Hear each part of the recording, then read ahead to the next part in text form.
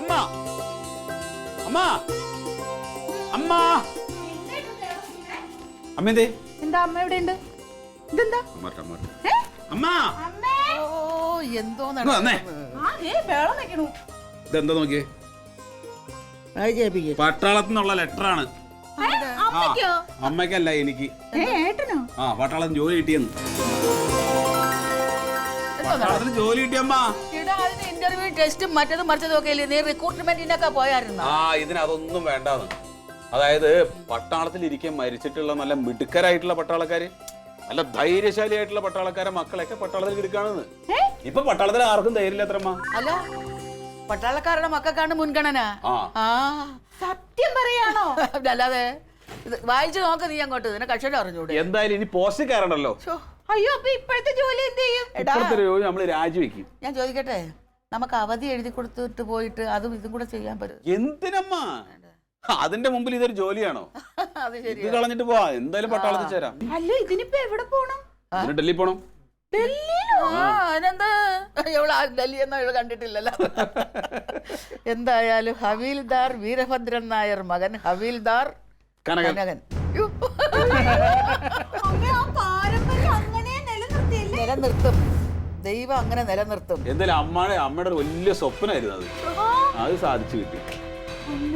വിശ്വസിക്കാൻ പറ്റണില്ല അമ്മേ. വിശ്വസിക്കണം, എന്റെ മോൻ നല്ലവനാടി. ഏട്ടൻ പട്ടാളത്തിന്റെ ഉടുപ്പൊക്കെ ഇട്ട്.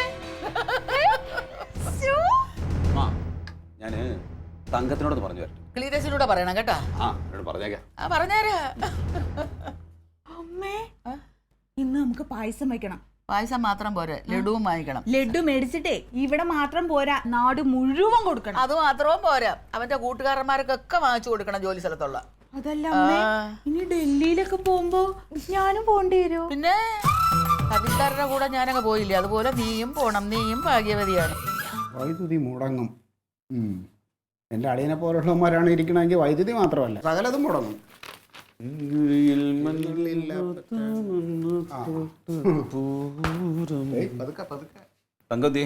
തങ്കമുണ്ട് വർക്ക്ഷോപ്പില്.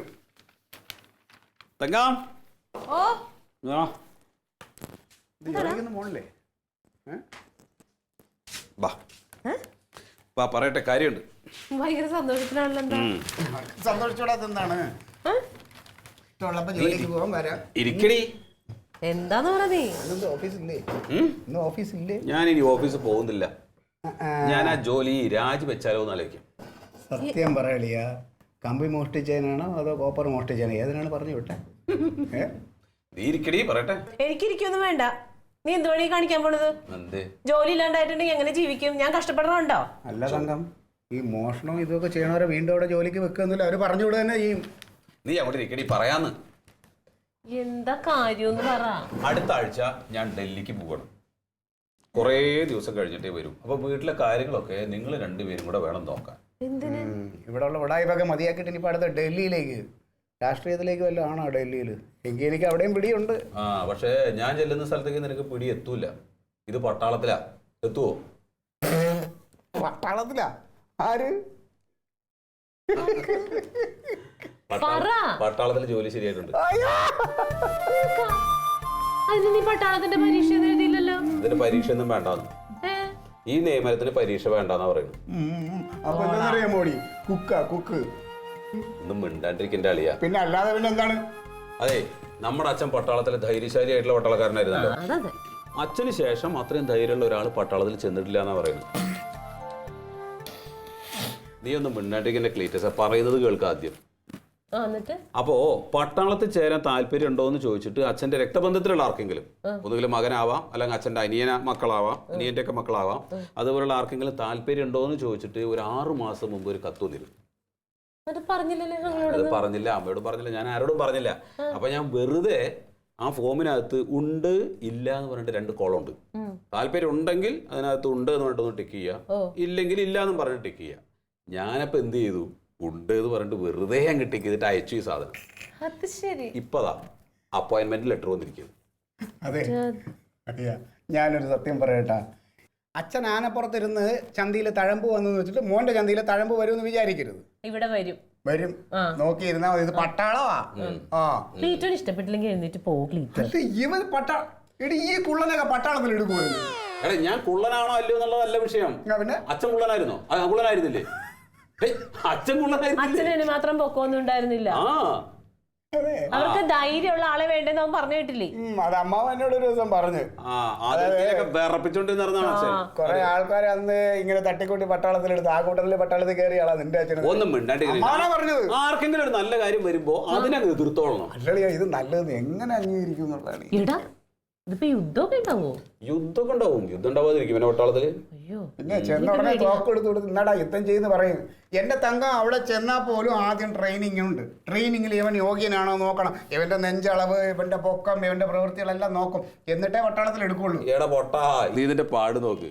അതെ, ഹവിൽദാർ വീരഭദ്രന്റെ മകന് ട്രെയിനിങ്ങേ വേണ്ടെന്നാ പറഞ്ഞത്. നേരിട്ട് പട്ടാളത്തിലേക്ക് എടുക്കാണ്. അപ്പൊ എന്താണെന്നറിയാമോ, നിന്നെ കുക്കായിട്ടാണ് എടുക്കുന്നത്. കുക്ക് എന്നാ കുക്കായിട്ടാണോ അല്ലയോ എന്നുള്ളത് നീ കണ്ടോ?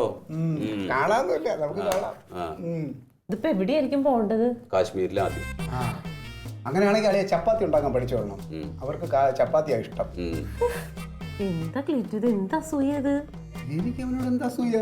അല്ല നീ ആലോചിച്ച് നോക്ക്, യവനെ പോലുള്ള ഈ മുക്രി മുണ്ടനൊക്കെ എന്തിനു പട്ടാളത്തിൽ എടുക്കണത്? അയ്യേ ഇവൻ പട്ടാള ഡ്രസ്സൊക്കെ ഇട്ട് നിന്ന എന്താണ് ഇവന്? എന്തെങ്കിലും ശ്രദ്ധിക്കണ്ട. 2 പാന്റ് ഷർട്ട് എടുത്തരാട്ടാ. നിനക്ക് എന്ത് കളറാ വേണ്ടേ? ഓ പാന്റ് ഷർട്ട് ഒന്നും വേണ്ടടി. പാന്റ് ഷർട്ട് ഒന്നും ഇടാൻ പറ്റില്ല. ഇനിയിപ്പോ അവര് പറഞ്ഞ അവരെ ഡ്രസ്സ് തന്നെ ഇടണം. അവരെ ഡ്രസ്സ് ഇട്ടിട്ട് മതി ഇവിടുന്ന് അങ്ങോട്ട് ചെല്ലുക പറഞ്ഞു. പോണതിന് മുമ്പ് മറ്റേ പരമ്പര ചക്രയും കൂടെ തന്നായിരിക്കും അളിയനെ ഇവിടുന്ന് കൊണ്ടുപോകണം അല്ലേ? ഇങ്ങനെയാണെങ്കിൽ മിക്കവാറും ഞാൻ ഒരെണ്ണം തരും. പരംവീർ ചക്രേ. എങ്ങനെയെങ്കിലും ഒരു 4-5 വർഷം കടിച്ചു തൂങ്ങി നിന്ന് കഴിഞ്ഞാൽ പിന്നെയുള്ള ജീവിതകാലം മുഴുവൻ സുഖ. പെൻഷൻ കിട്ടിക്കൊണ്ടേയിരിക്കും മരിക്കുന്നത് വരെ. എങ്ങാനും ചത്തുപോയി അവരുടെ ബാക്കി കുടുംബങ്ങൾക്ക് സുഖ. നിന്റെ കുടുംബം രക്ഷപ്പെട്ടല്ലോ. അപ്പൊ പിന്നെ ഞാൻ വേറെ ഒന്നും നോക്കില്ല. KSB ജോലിയുടെ രാജിവെച്ചിട്ട് ഇതിന് പോകാൻ. എന്റെ അളിയ ഒരു ഇച്ചിരി സ്നേഹം എനിക്ക് അടിയനോട് ഉള്ളതുകൊണ്ട് ഞാൻ പറയാണ്, നീ ഒന്നുകൂടെ ആലോചിച്ച് നോക്ക്. പോസ്റ്റിൽ കയറുന്ന പോലെ അല്ല, അത്ര എളുപ്പമല്ല. AK-47 എന്ന് പറഞ്ഞിട്ടൊരു സാധനമുണ്ട്. അതങ്ങോട്ട് കയ്യിലിട്ട് എടുത്ത് വെക്കുമ്പോൾ തന്നെ ഇങ്ങനെ വിറക്കും. 4-5 കിലോ ഉണ്ട് ആ സാധനം. പറ്റുമോ അതൊക്കെ എടുക്കാൻ? പോട്ടടി. എന്ന് പോണ്ടി വരും? അടുത്ത ആഴ്ച പോണം. ആണോ? അന്നെല്ലാം റെഡി ആയിക്കോ.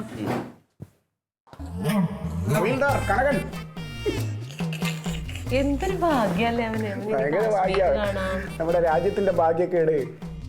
ഇങ്ങനെ പറഞ്ഞോ ക്ലീറ്റോ? നിങ്ങൾ ഇങ്ങനെ അങ്ങോട്ട്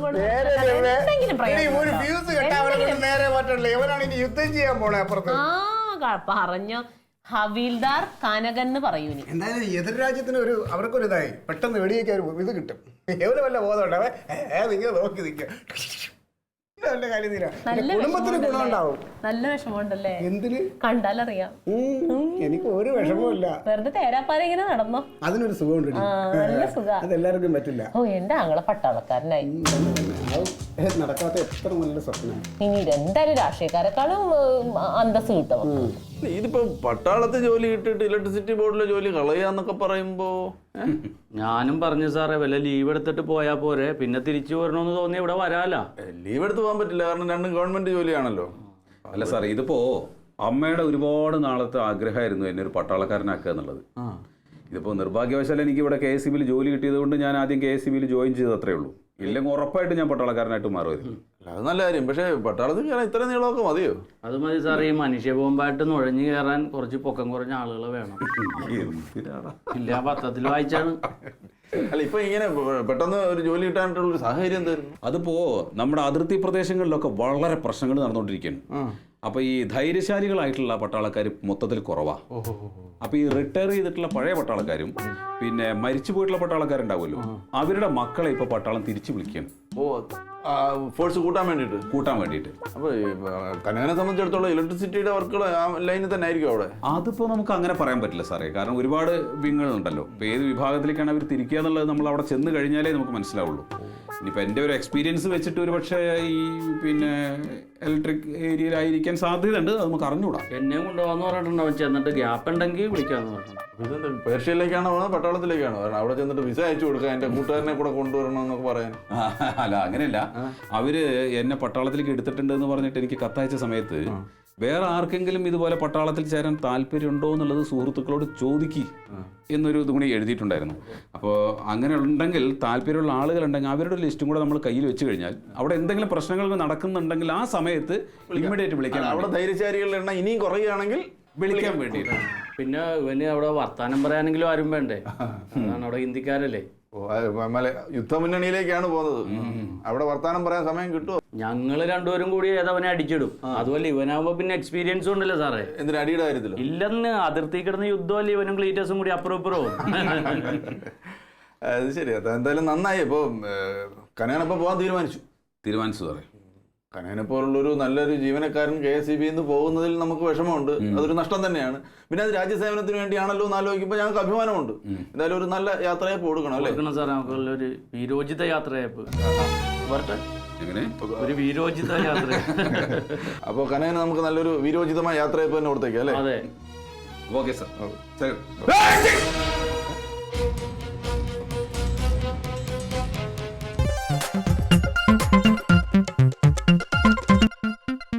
Alien versus Alien.